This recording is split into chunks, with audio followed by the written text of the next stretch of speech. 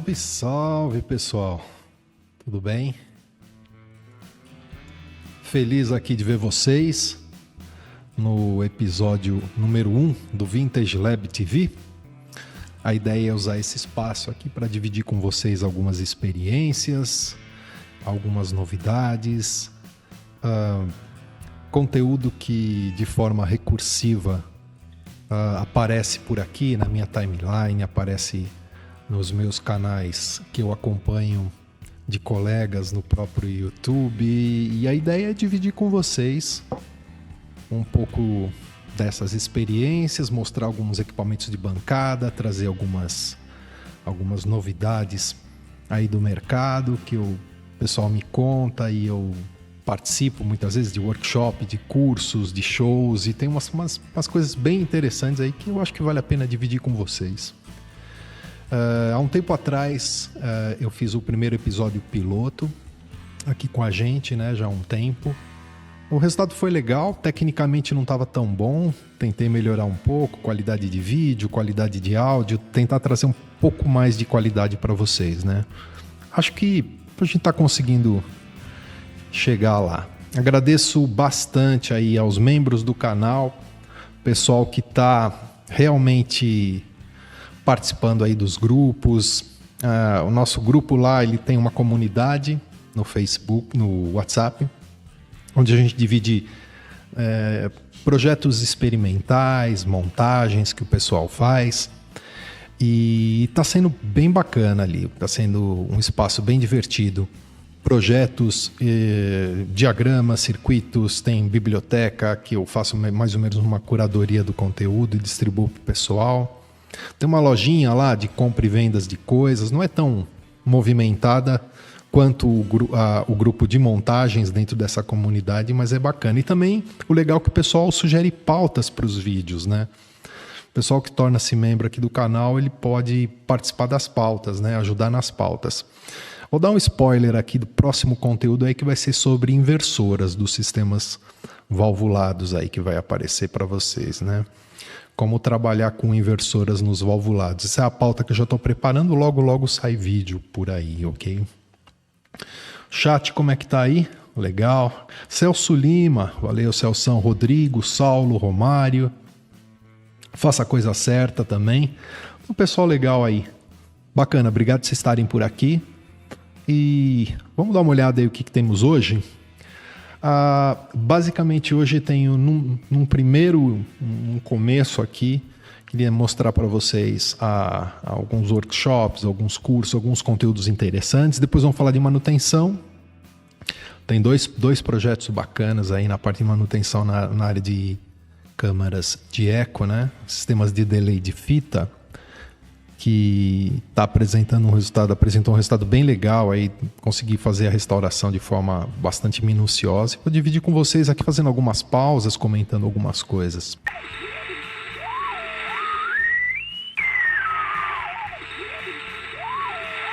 Eu tive recentemente o grande prazer de conhecer pessoalmente o Torquato Mariano, né? O Torquato Mariano é um guitarrista aí da época lá, começou nos anos 80 e tal, e tem uma biblioteca, uma realização, uma obra incrível, né? E eu tive a oportunidade de participar de um workshop com ele, que foi nesse espaço aqui na Vila Madalena, né? Dessa imagem em específico foi numa quinta-feira. O que eu participei, olhando aqui a própria página dele, foi nesse dia aqui. Deixa eu ver, aqui, olha. Foi nesse espaço Music Company Guitar Gear, aqui na Morato Coelho, aqui em Pinheiros, em São Paulo. Foi um dia bem bacana. Conheci um pessoal muito interessante e foi demais, assim. O que eu curti, o que eu estou recomendando aqui no canal para vocês, se ele estiver passeando por aí pela sua cidade, etc., vale a pena assistir, é que ele traz uma visão bastante diferenciada. Eu estou bastante acostumado a assistir workshops de amigos, guitarristas e tudo mais. O que eu achei muito diferente em relação a outros que eu assisti é que ele meio que conversa com o pessoal e o próprio pessoal conduz o conteúdo do workshop, né? Então as dúvidas são muito bem atendidas e muito bem respondidas, assim. Foi um dia bastante interessante. Tem aqui algumas poucas fotos que eu fiz do evento, né? Para mim foi muito legal conhecer ele pessoalmente, né? Que eu só acompanho ele nas redes sociais e a obra dele musical já há muitos e muitos anos, né? Então para mim foi uma realização aí de um sonho de garoto, digamos assim, de adolescente, poder participar de perto e dar uma olhada aí na qualidade que ele oferece para nós, né? E eu acho que eu realmente recomendo, tá? Quem puder, acesse aí a página, o Instagram, o Dr. Quato Mariano, segue ele, que tem coisas incríveis aí que ele anda fazendo, ok? Bom, outra dica que eu acho que vale a pena dar para vocês é que o João Roncone, um construtor, um amigo meu, tá aqui em São Paulo. Também entra lá no Instagram dele, dá uma olhada. Ele vai estar aqui em São Paulo dando um curso presencial de montagem de amplificador valvulado. É um curso bem honesto.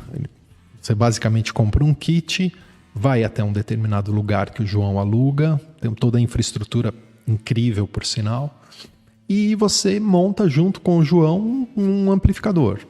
É um curso interessante porque ele não é muito orientado a quem é de eletrônica, da área de eletrônica.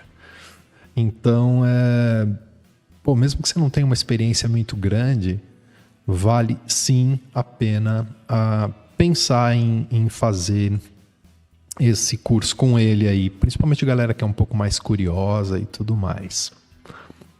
Ok? Ó, Gilton chegou por aí, legal, bacana, o pessoal tá chegando por aí.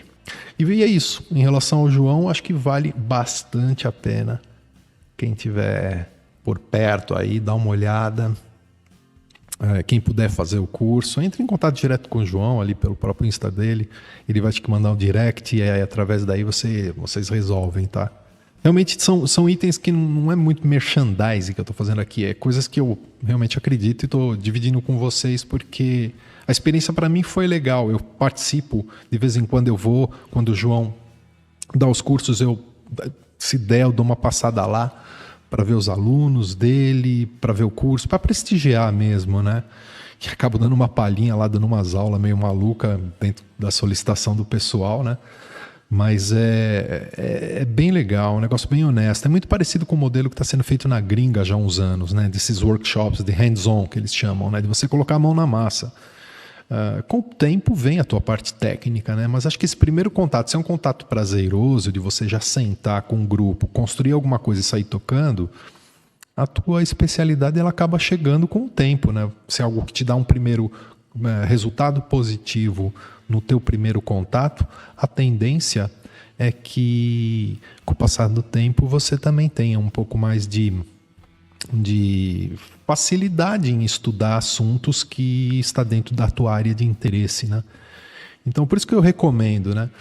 Claro, é bom ter algumas precauções, que lá durante o curso ele trata a questão que você está trabalhando com alta tensão, ferro de solda é um negócio que pode machucar, quem nunca mexeu e tal. É legal se um dia você já fez uma pequena montagem, soldou um jack aí para tua guitarra, soldou um cabo, eu tenho a mínima habilidade com ferro de solda, vale a pena, total, vale a pena mesmo. E continuando aqui também no passeio, eu queria dividir com vocês aqui também, que eu chamo aqui nessa área de baixo, o que eu chamo de Sintonize, né? Os Sintonize são os canais que eu acompanho aqui, que eu assino, que muitas vezes até sou membro desses canais, e são alguns pontos notáveis que, dentro do possível, cada episódio eu quero trazer alguns para vocês darem uma olhada, tá? O primeiro deles é o próprio canal do Dr. Quato Mariano, em específico um vídeo que eu achei uma coisa sensacional, né?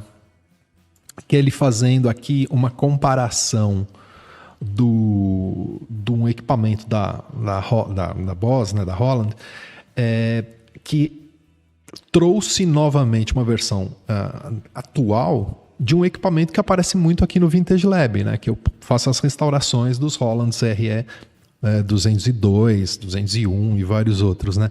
Então, eu achei muito interessante que, em específico, ele, por ter experiência do equipamento antigo e do novo, ele traz uma visão bastante precisa, né? E bem interessante aqui. Vamos dar uma olhadinha juntos?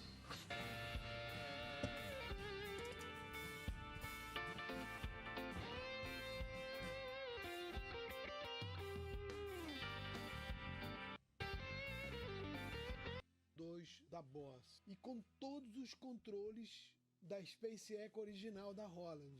Então é um pedal fantástico. Vou mostrar para vocês o som dele e todos os controles da Space Echo original. Para quem não sabe, a RE 201 é um delay icônico que foi lançado em 1974 e o grande diferencial dele é que ele era uma máquina de delay e de reverb ao mesmo tempo. Ele tinha 3 cabeças de gravação e tinha um switch com 12 controles que dava para você combinar as várias possibilidades da... Olha aí que legal, ele está dando meio que uma dica de como funciona o equipamento original, né? Um pouquinho mais na frente, na área que eu vou soltar para vocês aqui de manutenção, eu também demonstro. Mas é bacana que ele já traz essa experiência que ele tinha com o equipamento original, delay de fita, nessa versão que foi feito aí da Roland Boss, né? E é incrível. Há um tempo atrás, eu passei numa loja aqui na Teodoro Sampaio, e tive a oportunidade de tocar nesse equipamento. É impressionante, assim, é um negócio muito legal. Talvez, assim, alguns pontos, os defeitos que a gente gosta do equipamento analógico, eles não tenham. Esses novos não têm. Tipo, a degeneração da fita não é igual. A degeneração da fita que a gente tem da repetição analógica, mesmo na fita analógica, ela tem um wormzinho que ele é muito próprio. E o reverb também da caixa de mola, aquela original que vem nos Hollands, né? Que é a Folded Line, é um tipo de reverber especial. Talvez não fique 100% igual essa versão nova, né? Mas, putz, nem se compara, assim, é muito honesto e muito bem feito. A repetição da cabeça de gravação junto com o reverb interno dele, que era basicamente um Spring River. Nem preciso falar a quantidade de hits que foram gravados com a Space Echo, né? Eu acho que também foi eternizado em várias músicas do Bob Marley, Jimmy Page, Jethro Tull e toda a galera, na verdade, dos anos 70. De cara você vê o C1, né? Quem não teve um C1? Eu tinha. Isso aqui é muito impressionante.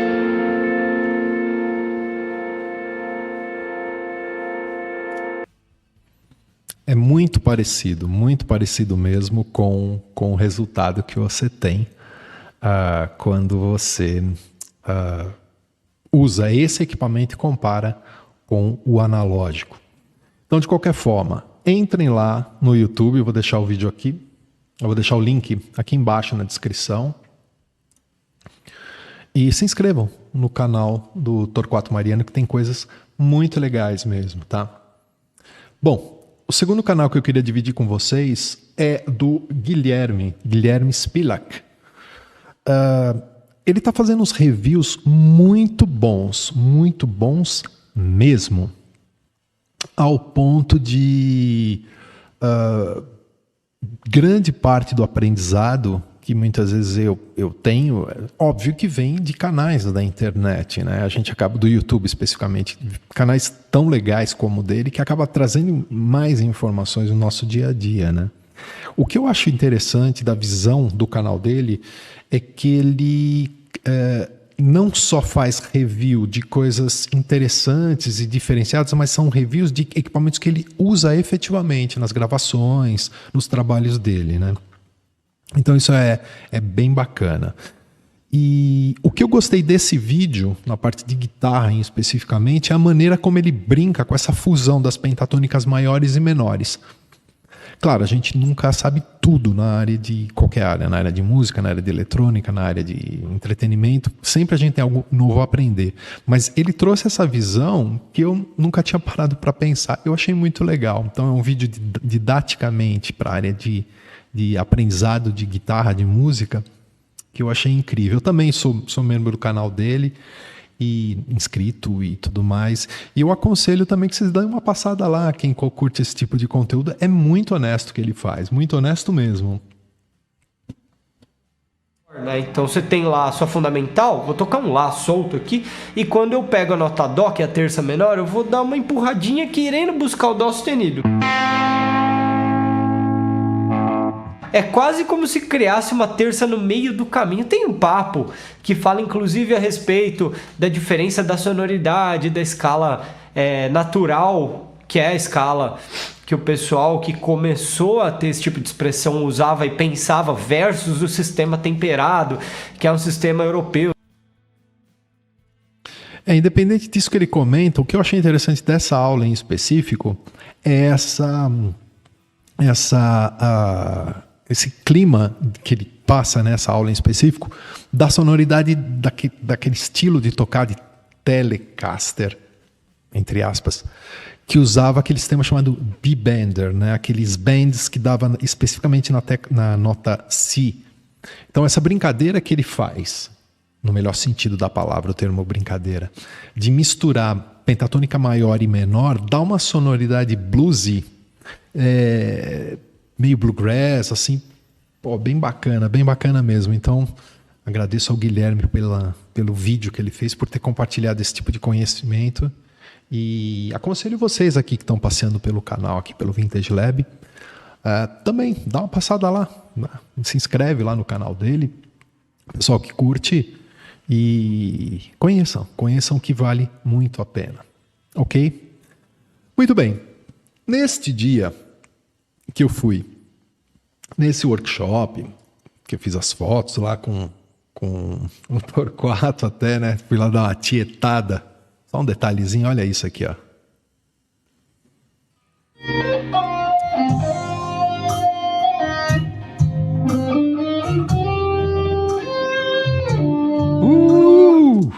Isso aqui é fantástico. De qualquer maneira, chega de tietagem. Nesse dia, eu conheci o Gustavo. O Gustavo, ele tem um canal muito legal também no YouTube. Chama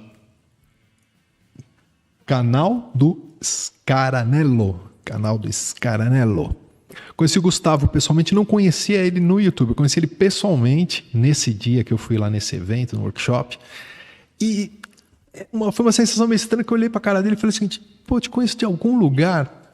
Eu não sei se a gente já deve ter se trombado tocando ou em loja, eu não sei. Mas teve ali uma história de um certo reconhecimento e eu não conhecia o trabalho incrível que ele está fazendo no YouTube. É uma parada assim que eu fiquei impressionado com o grau, com a qualidade técnica que ele aborda os conteúdos. De um tempo para cá, apesar de a gente estar num canal, vocês estarem aqui no canal Vintage Lab, que o meu enfoque maior é com tecnologia que eu chamo de deliciosamente ultrapassada, eu venho me envolvendo bastante, pesquisando principalmente essa parte de construção de plugins, sistemas de impulse response, de modeling, comprei algumas coisas, comprei alguns pedais, comprei Tonex, comprei uns negócios aqui que quer ver, deixa eu mostrar para vocês aqui, ó, que o pessoal curte também, um tanque G, foi uma das primeiras experiências que eu tive com isso.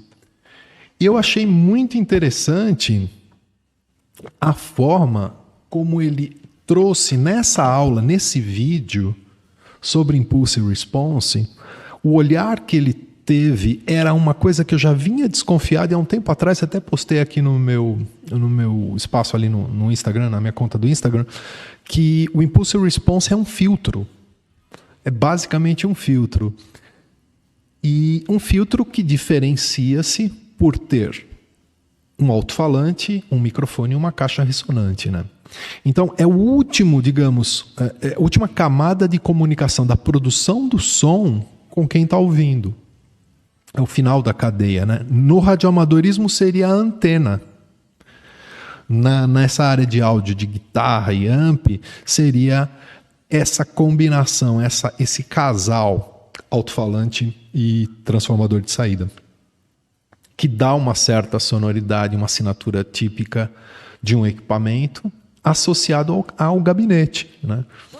Então, ele traz essa ideia aqui muito bem explicada, de uma forma didática, muito bacana. Impressa nesse Impulse Response, assim como o posicionamento desse mic e a coloração do preamp usado. Então, em conclusão, o que se obtém na criação de um IR é uma grande somatória das respostas de frequências específicas.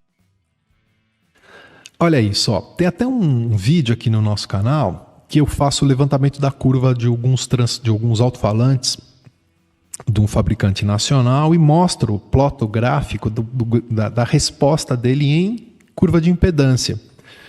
Ele acaba, de certa forma, também trazendo essa ideia, obviamente, para dentro da área de áudio.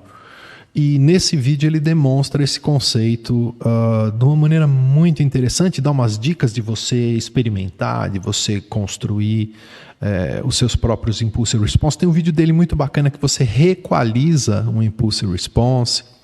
Então, acho que, olha, sensacional.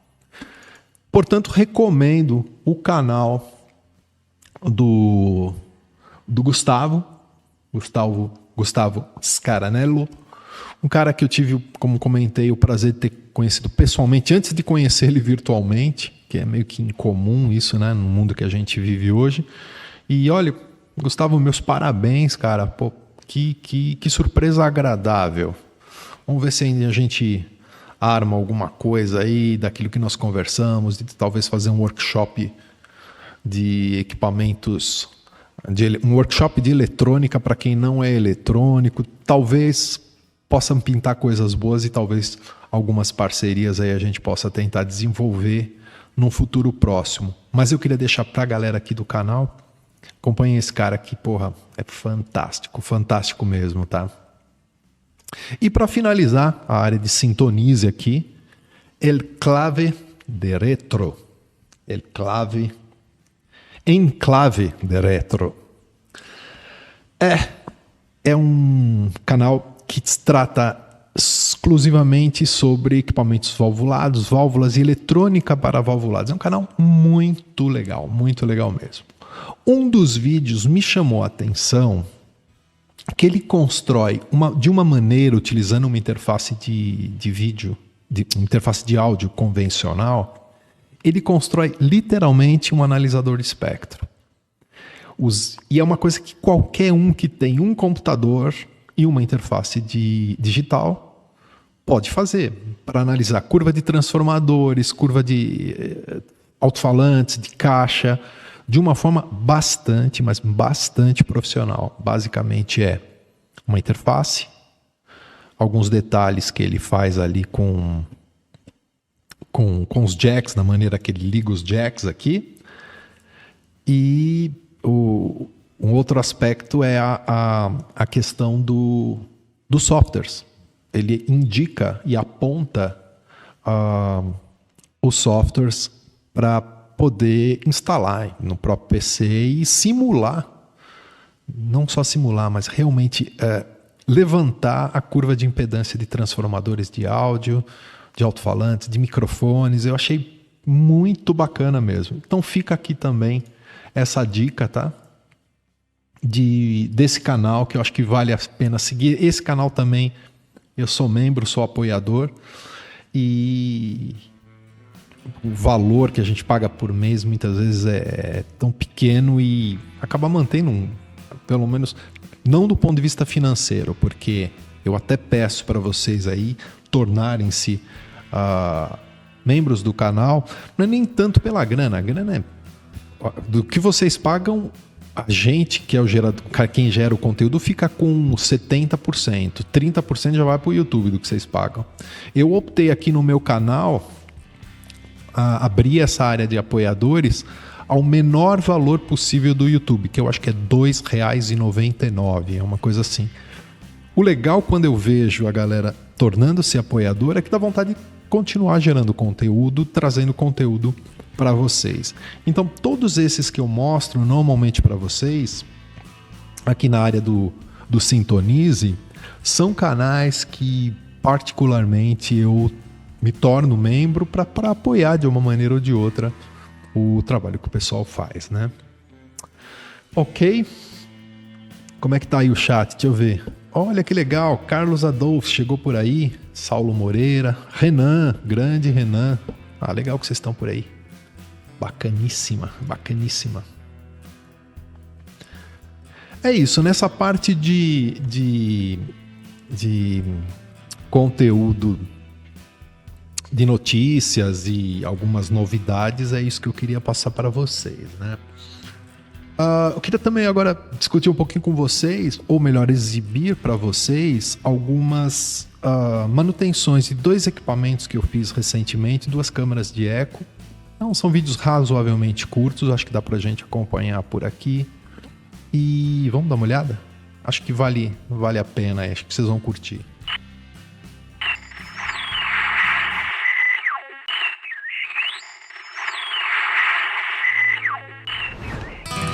Ok, fellows.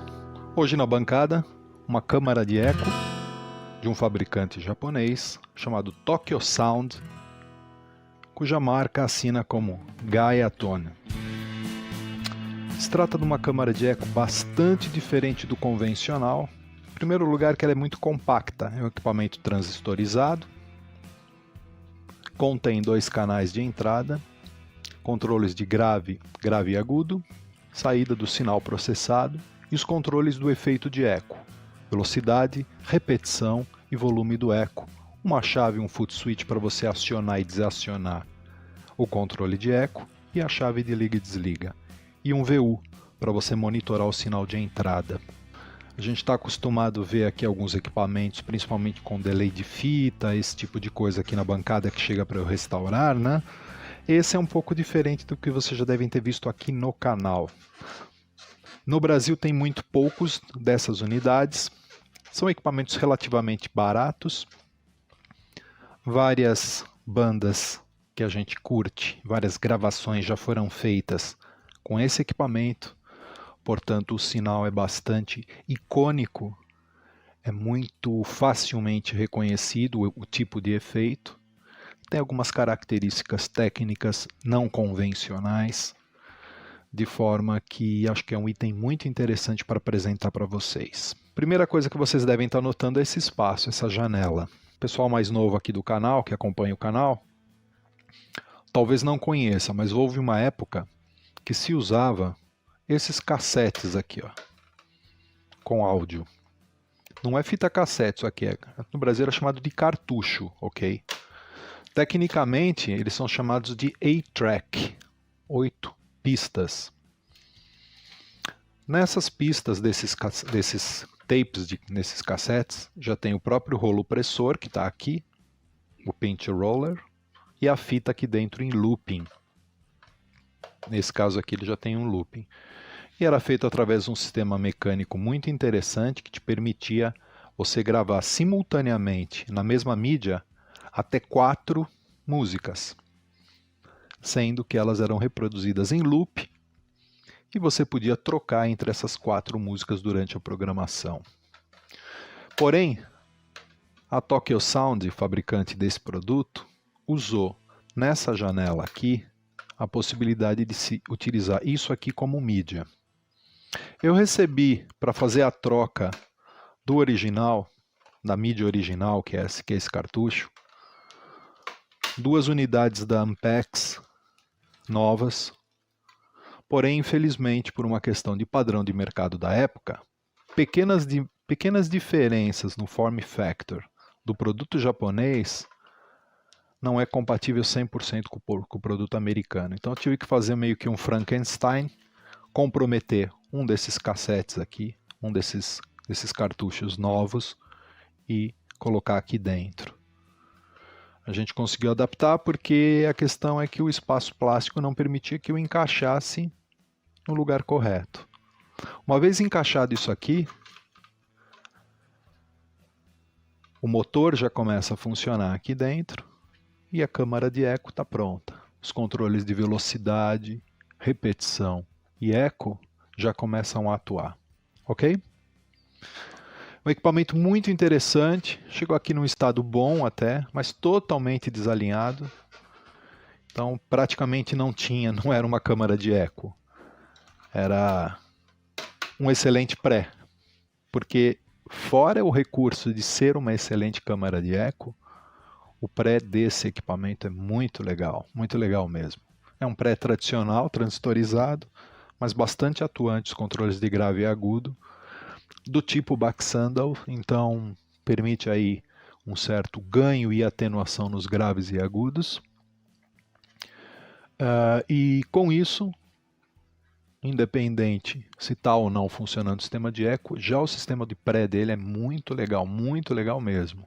Estava com algumas questões de eletrônica, eu fiz algumas revisões. Potenciômetro quebrado, tinha solda fria, mas muita sujeira mesmo. Desalinhamento de cabeçote, desalinhamento de toda a parte eletrônica. Só fazer um pequeno à parte aqui, que é essa parte mecânica, né? Destacar nessa restauração a questão da parte mecânica. Uma das coisas que mais complica a restauração é o uso, muitas vezes, de óleos finos, lubrificantes, né? Que algumas vezes o pessoal meio que espirra para tentar manter protegido essa parte dos equipamentos. Isso é a pior coisa que existe, principalmente com borrachas. Borrachas, silk, plásticos em geral, que com o passar dos anos, esses materiais tendem a absorver esse, de certa forma, o solvente que tem nesses óleos, que são óleos desengripantes. Eles são utilizados quando você tem para limpezas, eles são bons, muitas vezes, para você fazer uma limpeza, mas você tem que depois remover essa fina camada de óleo que eles deixam. Não é legal manter isso, principalmente equipamento eletrônico. E desoxidar também eles são úteis. Limpeza de cola de adesivo, isso funciona muito bem. Mas manter como produto para conservação, literalmente destrói os equipamentos, tá? Então, evitem usar equipamentos vintage, aquela borrifada, aquela passada de óleos, de micro-óleos, que tende a comprometer bastante, tá, o equipamento.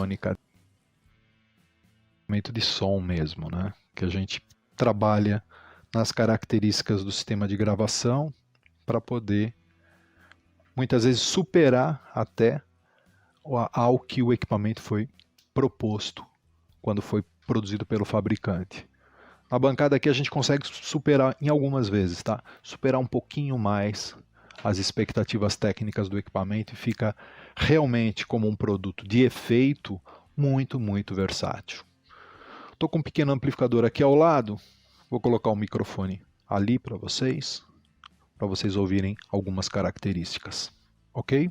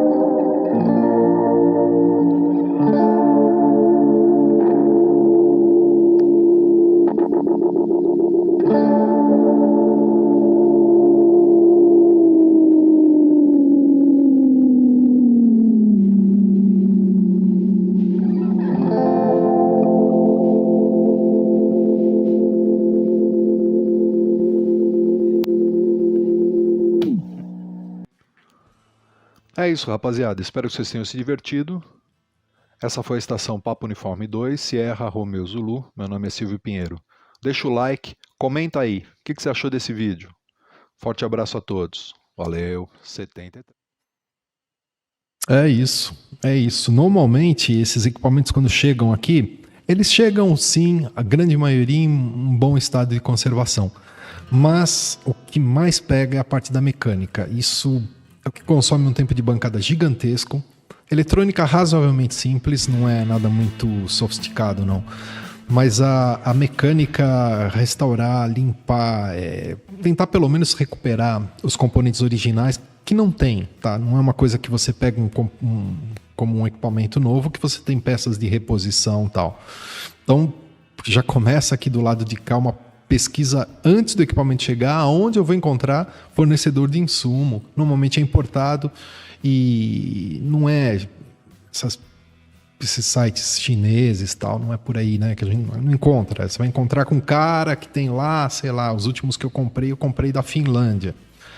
Comprei partes de um equipamento que está em manutenção agora que não tem, você não encontra.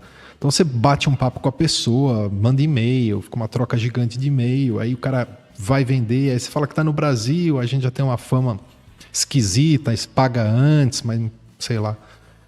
Então é meio complicado assim, e quase sempre aonde para o tempo de bancada desses equipamentos é esperar chegar componentes que foram destruídos aqui.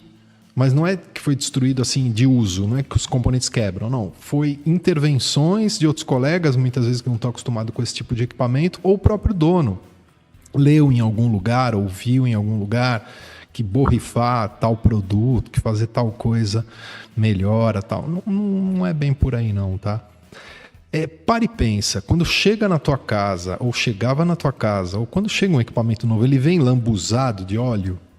Se ele não vem, é porque a fábrica não recomenda que faça isso, né? Não é você que vai fazer. Então evita esse tipo de coisa que quase sempre, no fim do trabalho, a coisa fica boa e dá certo, né? O Carlos Adolfes aqui, meu amigão, obrigado, Carlos, está por aí. Ele trabalhou muitos anos na aviação como piloto comercial e ele sabe dessa história que determinados produtos, né, esses repelentes de água, o water displacement, né, que é a palavra que representa a sigla desse produto comum que a gente usa, ele era utilizado normalmente para manutenção de partes de aviões e esse tipo de coisa, né? A gente usa no dia a dia, eu uso muito isso para desengripar, para começar o processo de desmontagem e tudo mais. Mas usar ele como algo que proteja equipamento eletrônico te traz mais problemas do que soluções, tá? Não é que o produto é ruim, pelo contrário, ele é ótimo, né? Só que não para isso. Eu não sei de onde veio essa ideia, e é curioso que eu fico pesquisando aí, olhando na internet, isso é Brasil, viu? Essa ideia de usar esse tipo de produto em equipamento eletrônico como produto de limpeza ou como limpador de contato é no Brasil. Não tem isso em nenhum lugar do mundo. Todo mundo lá fora, como aqui, usa ele para o propósito que ele foi feito, tá? Mas, invariavelmente, quando coloca em equipamento antigo, isso aí não dá certo, não. Tentem evitar, tá bom?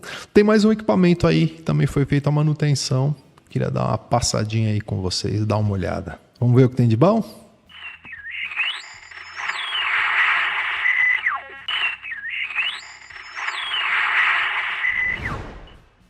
Ok, fellows. Mais uma Space Echo RE201 da Holland. O logo da Holland está aqui ao lado do flare da minha lâmpada, mas acho que dá para ver.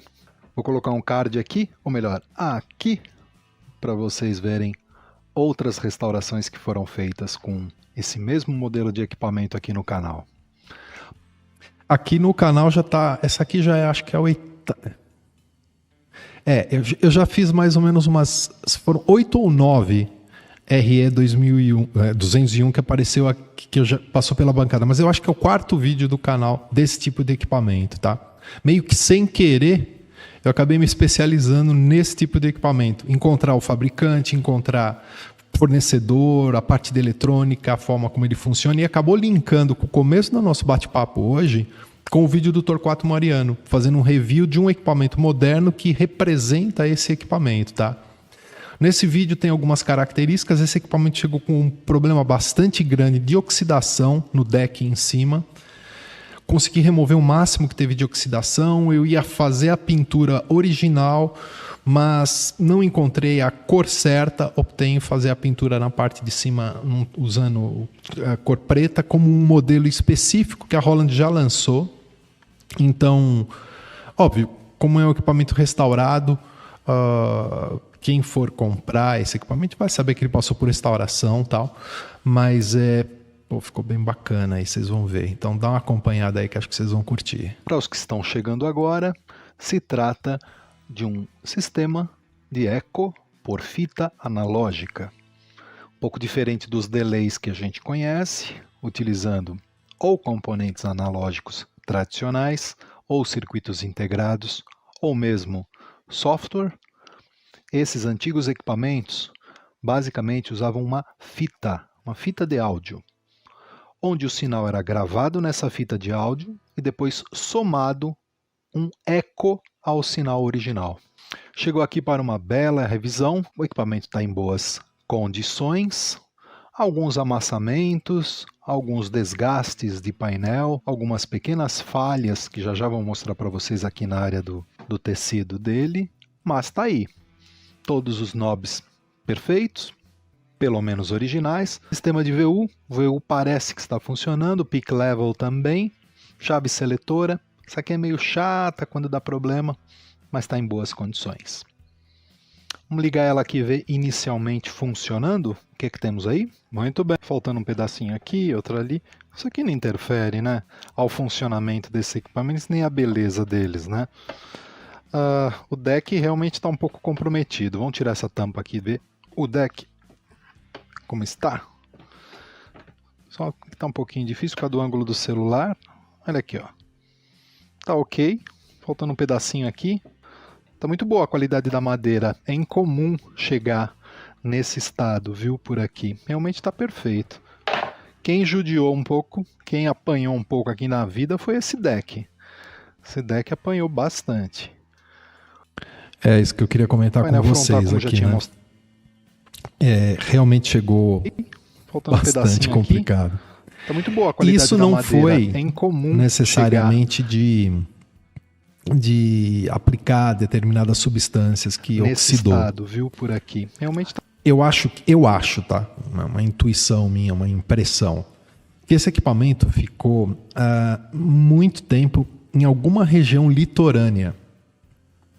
E equipamentos que em região litorânea, se não estão bem embalados e secos, tende a comprometer, porque a oxidação ela começou, não sei se dá para notar ali na parte de cima do frame, do lado do rolo pressor, ali dá para notar o ponto inicial da oxidação que se propagou de uma forma bastante importante. E esse parafuso em específico é que ele segura o eixo que movimenta o rolo pressor. Então, esse equipamento não tinha tração. Não tinha tração do rolo pressor poder puxar a fita, fora outras coisinhas. Por quê? Porque estava oxidado. Então, eu tive que realmente remover o parafuso por completo. Foi desmontado inteiro, esse deck foi desmontado por completo, né? E lixa, eu passei prime, consegui refazer a parte do metal ali, trocar o parafuso e o poste por completo, né? Porque não dava aperto. Se não dá aperto nessa parte daí, você não tem como controlar uma mola que tem na parte de trás que faz o contrapeso da pressão do rolo pressor com o capstan. Então você começa a ter um efeito de flutter, de flutuação, de chorus.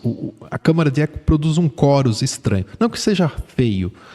Muita gente até pede para adicionar isso, né? Tanto que a Roland fez um outro modelo, que é a modelo 501, que já tem chorus.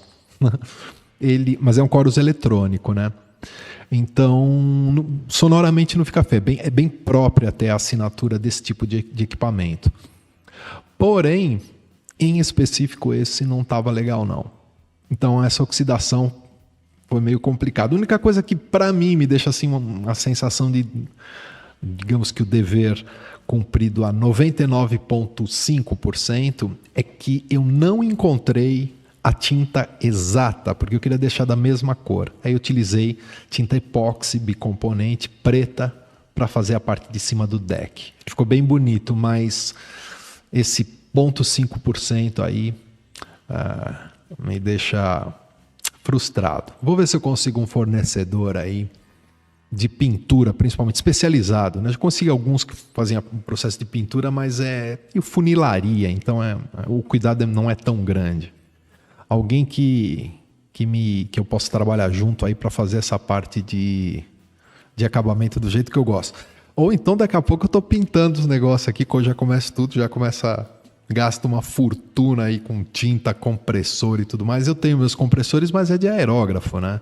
Então áreas tão grandes aí não dá tão certo, não. Eu uso bastante o aerógrafo na restauração de peças menores, né? Painel, knob, esse tipo de coisa. Mas áreas tão grandes, eu ainda não tenho tecnologia, digamos assim, para entregar a qualidade que esses equipamentos merecem. A gente chega lá. Tá perfeito. Quem judiou um pouco, quem apanhou um pouco aqui na vida foi esse deck. Esse deck apanhou bastante. Painel frontal, como já tinha mostrado para você, sem nenhum problema. Tá bonito, sim. A lâmpada de VU apenas que não está funcionando. Ligando ele aqui, ó. A luz piloto dele já indica funcionamento.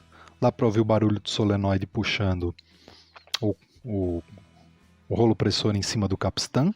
Já está em feedback, quer dizer que está errado. Nessa intensidade aqui não tinha que ter feedback. Então está desalinhado esse equipamento, possivelmente. Isso nas primeiras observações, né? Ainda não liguei ele no áudio e fiz os testes de áudio. Está sem pressão aqui no rolo, no capstan. Estou conseguindo segurar com a mão. Tinha que ter um pouquinho mais de pressão.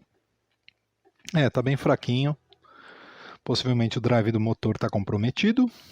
Deixa eu ver aqui se ele aumenta a potência ali de consumo. Possivelmente. Olhando o meu wattímetro que está aqui fora do frame, quando você segura o motor, dá para ver pelo consumo ali subindo, como está funcionando os drivers dos motores. Essa parte do deck tá boa, o resto tá muito ruim. Um detalhe interessante que vale a pena comentar, nessa análise inicial eu pensei que estava comprometido os drivers do motor, tá? Ele usa um motor síncrono e ele tem um circuito eletrônico de controle de velocidade para a velocidade ficar constante. Uma das formas rápidas de você checar se está com algum problema nessa região do circuito é você pôr o equipamento para funcionar e segurar o capstan, segurar o motor. Quando você segura o motor, a parte eletrônica pede mais corrente no circuito e a lâmpada em série brilha mais, né? Que a gente usa na bancada. Então, nesse momento, eu pensei que estava com algum comprometimento no driver no motor. Mas não, é exatamente na mecânica, nisso que eu comentei com vocês. Aquela oxidação daquele parafuso logo à direita do rolo pressor, dessa borrachinha, não estava correto. Então, não estava dando tração suficiente. Então, não era incapacidade do motor de fornecer corrente. Era, sim, um problema mecânico dos mais desagradáveis. Quando é transistor, é uma delícia. Você tira o transistor, coloca o transistor novo, normalizou. Então, o próprio motor, quando o motor compromete, ele nunca compromete 100%. Muitas vezes dá para restaurar. Só se tiver que fazer enrolamento, esse tipo de coisa, a gente encomenda um novo. Mas motor, eu peguei um equipamento só com motor comprometido. É muito raro o motor queimar. Muito raro mesmo. É mais fácil você queimar esses drivers eletrônicos que controlam a rotação do motor. Então, num primeiro momento aí, o que eu acabei de falar não faz muito sentido, não. O problema não era o motor, nem os drivers. Era, sim, a mecânica totalmente comprometida. Aqui, ó. Deixa eu tentar botar num ângulo para vocês verem. Olha lá. Primeira cabeça de apagamento. Gravação, leitura, leitura e leitura.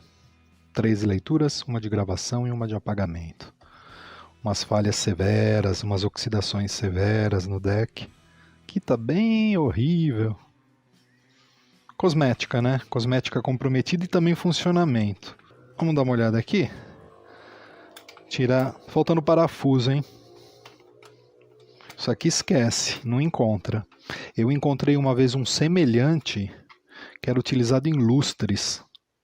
Aqueles lustres que a gente coloca na sala. Tirar aqui o acrílico, né? Que cobre o magazine onde vai a fita. Muita sujeira. Essa fita é original da Holland. Pouco de oxidação, muita oxidação. Isso está errado. Isso aqui não tem essa curva. Isso é reto. O pior aqui é o rolo pressor mesmo. Acho que deu para vocês notarem ali os pontos de oxidação, principalmente nessa parte de baixo, ali nesse pêndulo que passa pela roldana, ali pelo rolamento, na parte de baixo do feed, onde entra o tape à direita, ali vocês devem estar notando que tem uma área mais metálica, né? Ali embaixo você tem as cabeças de leitura, gravação e apagamento. Então, nesse ponto daí, a forma como foi feito esse pêndulo é como se fosse um balancinho que ele mantém uma certa pressão constante da fita em relação ao rolamento. Foi feita uma curva aí, produziu excesso de pressão. Quando você produz excesso de pressão aí, o efeito de eco tende a gerar um flutter, uma oscilação muito grande. Como é a distribuição mecânica das tensões da fita em relação à cabeça é mais ou menos quase que um balé, assim, é muito bem equilibrado. Qualquer variação esculacha.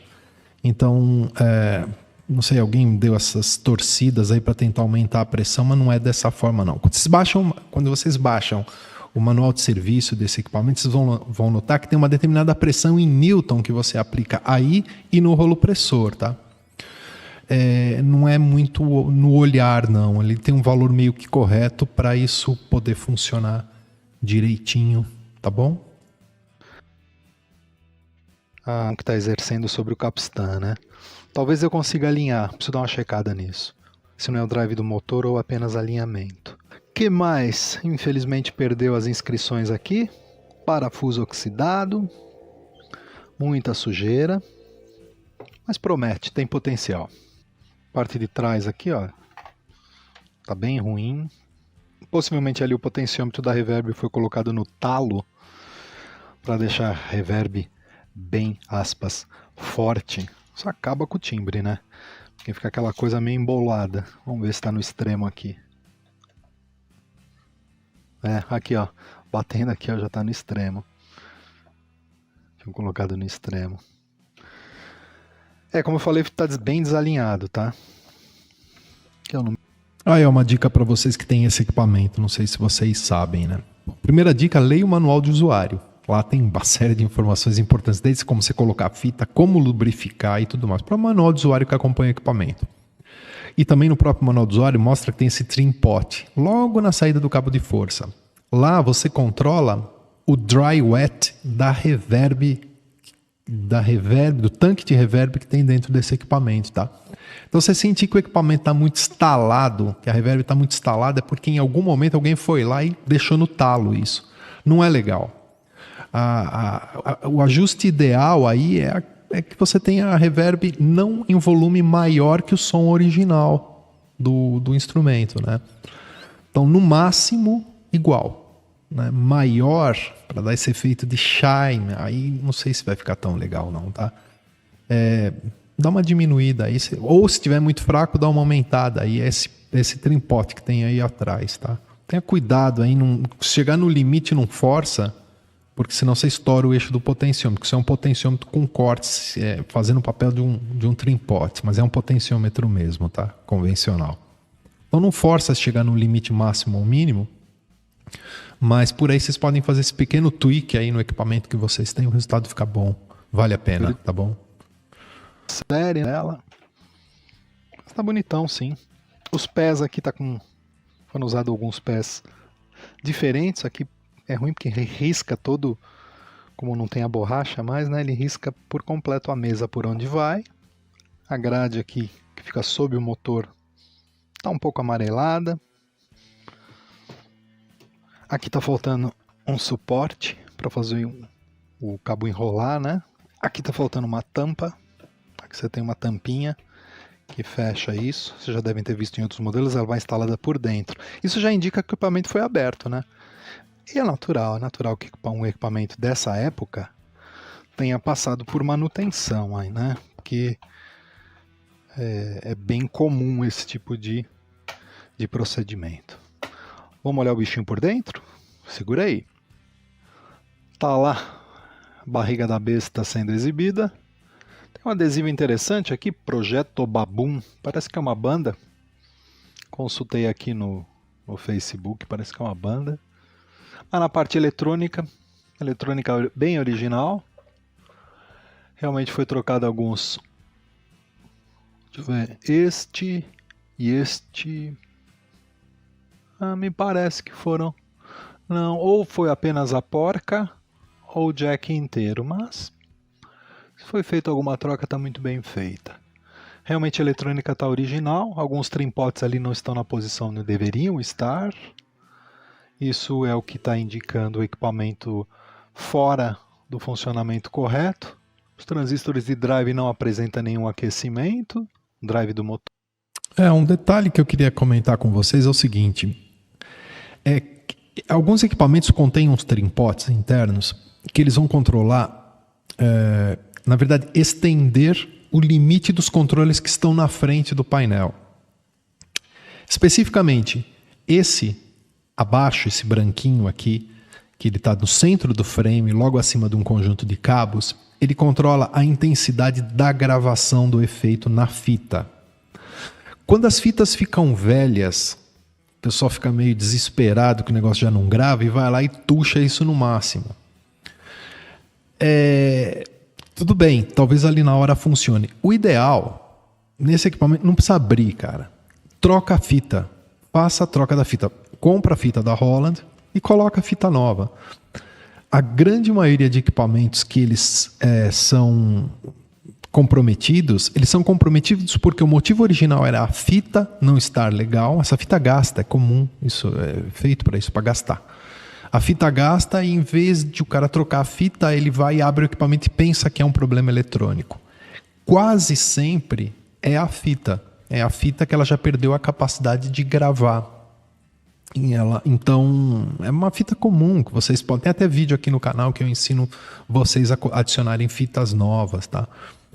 Então, como manutenção de você como proprietário, como usuário desse tipo de equipamento, não tem muito segredo, não. É basicamente lubrificar os pontos corretos que o próprio manual dos equipamentos diz aonde é e a troca da fita, né? E manter ele livre de óleo. Basicamente, mantenha ele livre de óleo, em geral, em lugar errado. Mantenha ele trabalhando na tensão correta. São equipamentos feitos para trabalhar com 110 volts. Se você tem uma rede 127, não é bom. É legal você regular a tua rede, seja ela através de um conformador de rede ou um variac, alguma coisa assim.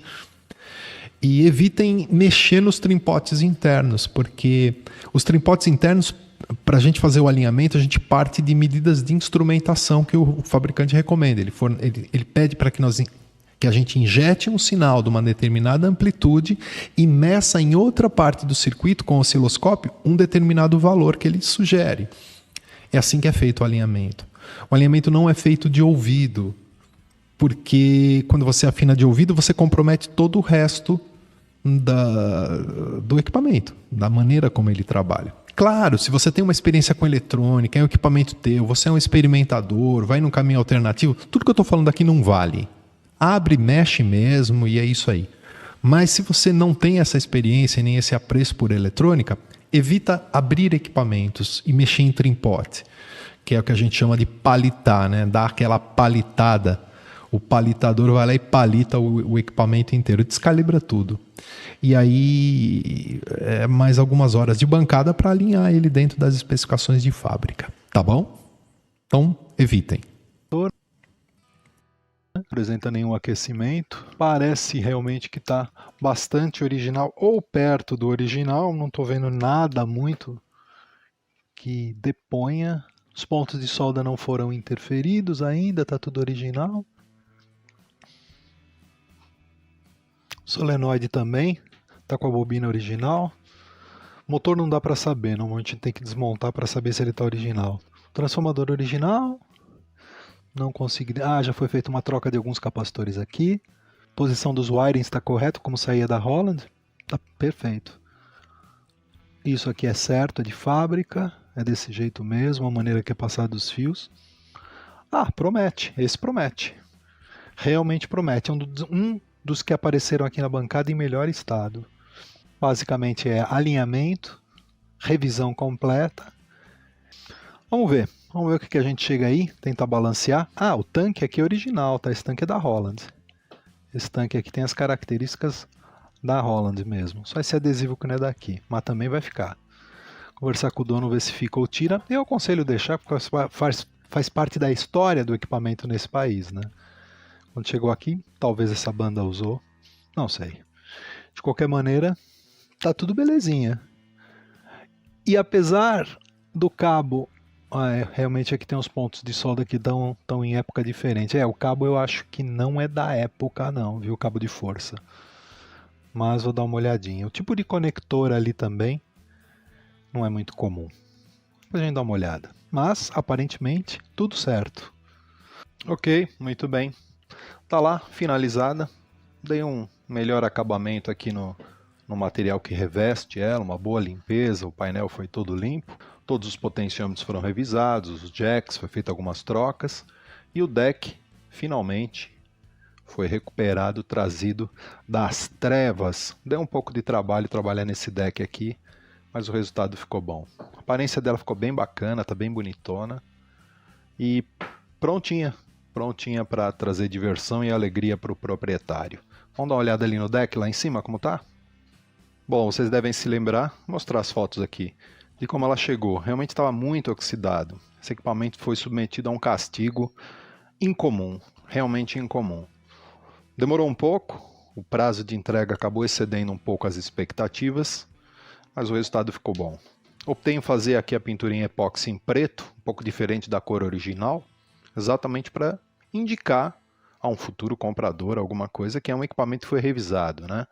A própria cor original do equipamento, ela não é muito comum de se encontrar. E obviamente, para não encarecer tanto o processo, consegui remover toda a oxidação. Está bastante reflexivo aqui, eu vou tentar mudar o take da câmera para vocês poderem apreciar um pouco melhor o resultado. Essa é a região mais crítica do equipamento, né? Deu para ter um resultado bem legal, consegui refazer o acabamento das cabeças. Essas marcações em vermelho aí está indicando que as cabeças foram alinhadas. Basicamente a parte eletrônica estava relativamente boa, já tinha sido passado por manutenção, foi feita a troca de alguns componentes, então os componentes estavam adequados. Basicamente foi todo um alinhamento, ela estava completamente desalinhada. Desde o sistema de reverb até repetições de eco, estava completamente equivocado. Então, na instrumentação a gente consegue trazer ela novamente ao ponto de funcionamento como foi projetado, ok?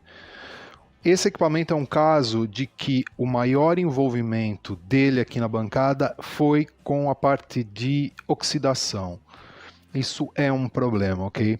Quem tem um equipamento semelhante, ou equipamentos vintage, equipamentos antigos, vale a pena guardar os equipamentos embalados num plástico com aqueles saquinhos de sílica gel, que são produtos que absorvem a possível umidade. Evitem óleos, evitem emblambuzar isso aqui com qualquer tipo de óleo, qualquer tipo de desengripante, isso não existe, ok? Isso não mantém os equipamentos bons.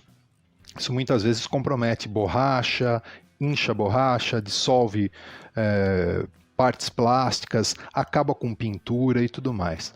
Do jeito que está, é o correto. Equipamento seco, basicamente, equipamento seco, livre de gordura, livre de umidade. É assim que você guarda. Guarda numa embalagem plástica com um saquinho de sílica gel lá dentro, que a tendência é ficar muitos anos bons novamente, ok? Esse aqui é o magazine, onde vai o tape, né, a fita. Eu consegui também restaurar aqui por completo, eliminar as oxidações, ele praticamente ficou como o dia que foi fabricado. Uma pequena mancha ali, alguém por algum motivo esfregou lixa, alguma coisa, não consegui tirar. Mas do resto, toda essa região... Bom, esse equipamento foi por completo desmontado, que toda a parte mecânica tem que ser desmontada e remontada. Não tem muito que fugir disso. Então é um trabalho minucioso, demorado, mas o resultado fica muito bom. Os pontos de oxidação consegui eliminar todos praticamente. E tá aí, tá perfeito. Vamos dar uma olhada ele funcionando. Ativar aqui a fita para vocês verem o funcionamento. Vou aproveitar o vídeo para demonstrar. A fita você tem um looping, né?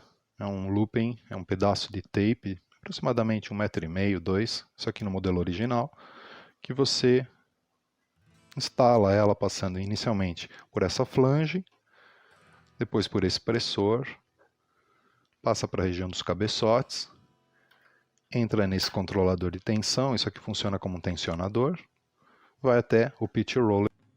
É isso aqui, ó, que eu estava chamando a atenção para vocês. Olhando aqui embaixo, onde tem ali essa flange que empurra essa lâmina contra o rolamento, essa é a posição correta dela, e não naquele forma de arco.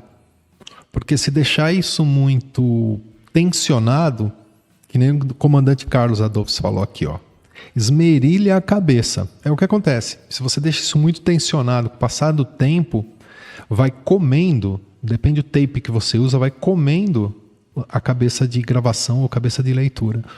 Então, aí perdeu. Aí não tem muito o que fazer, porque se ele começa a atingir um ponto ali muito profundo nessas cabeças, perde o contato superficial entre é como se fosse um gap. Ali dentro ele tem como se fosse um gap. São dois polos metálicos, polos magnéticos, imersos num indutor. Você tem um campo eletromagnético ali.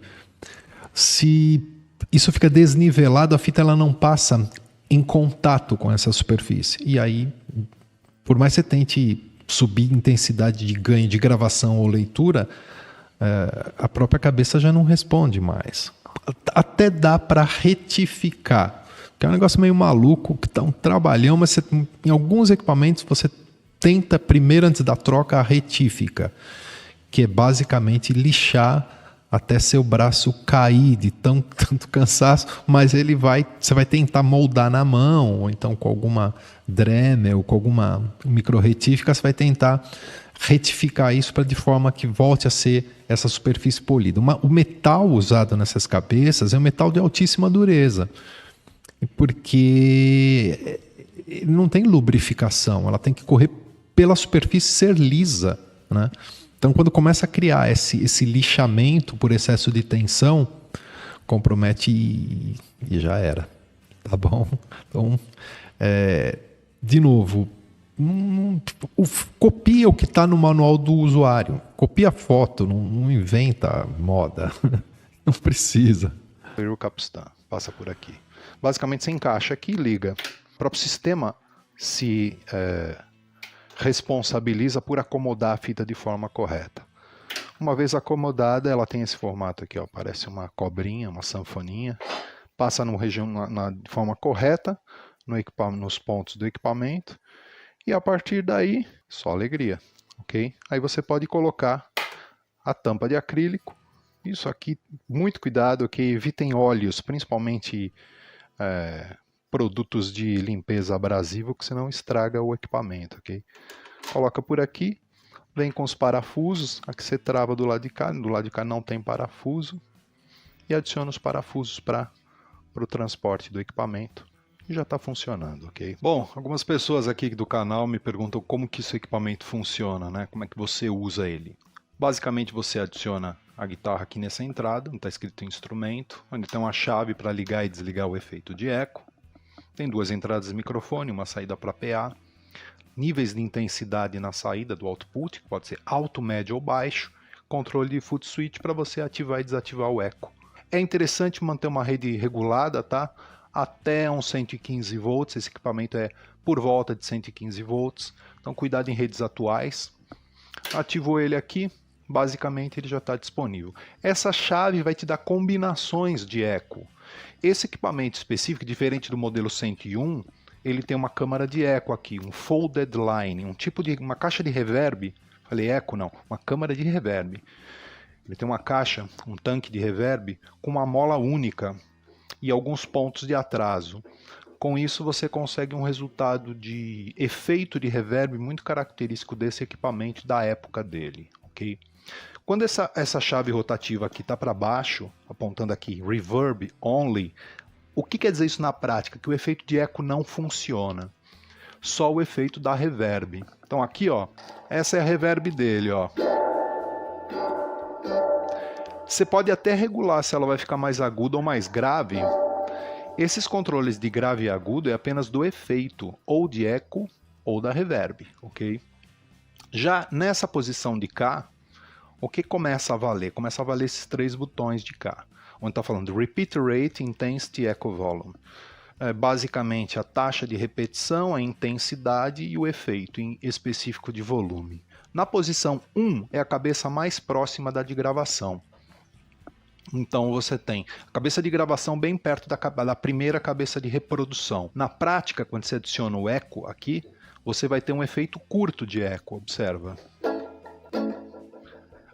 Obviamente que a gente tem um padrão de repetição porque eu deixei em intensidade, mas a frequência entre uma nota e outra é rápida. Aqui é a distância, na posição 2 é a distância entre a cabeça de gravação e a cabeça 2, que é um pouquinho maior. Então você vai ter um atraso um pouco maior entre cada nota. Tá, tá, tá, tá, tá. E obviamente você pode mudar a velocidade do motor.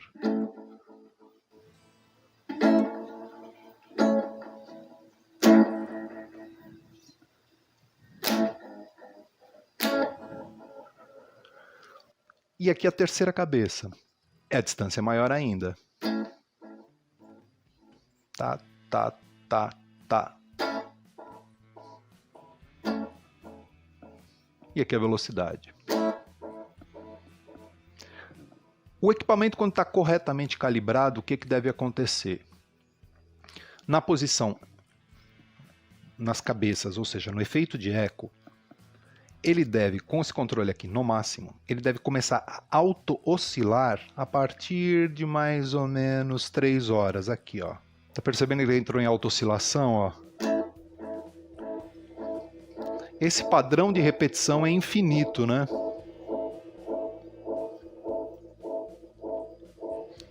E aí, em repetição, você pode ajustar aqui, ó, a velocidade.